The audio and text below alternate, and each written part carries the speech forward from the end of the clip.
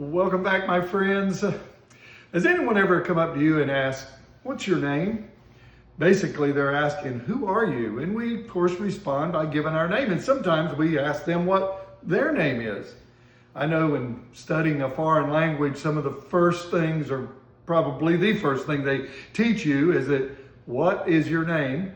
And then they teach you to respond, because that's so important.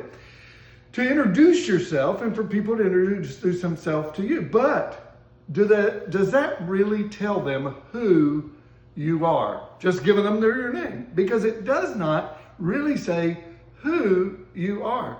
In fact, we have things that, like a driver's license or a passport, that we give, and it identifies us, but it doesn't really tell who we are.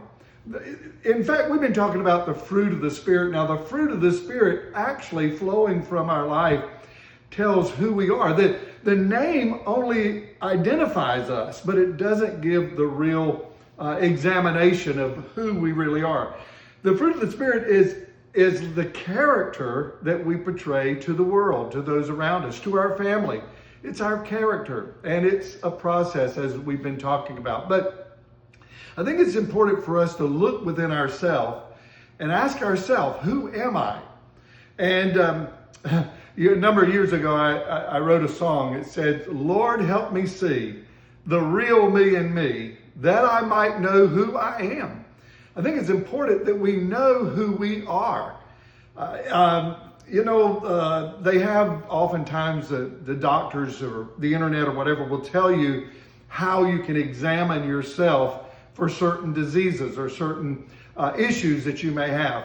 And it is important that we examine ourselves, because if we see certain symptoms, then we must correct that or get help to correct those symptoms. And so I want to encourage you today, as we close out this week, for you to examine yourself. Ask yourself, who am I? Not what my name is, but who am I really? And if we don't like who we see, then again, let's ask the Lord to help us and get closer to Him, and He will give us the character that will portray Him to the world around us. Well, God bless you. We'll see you again back here on Monday. Bye-bye.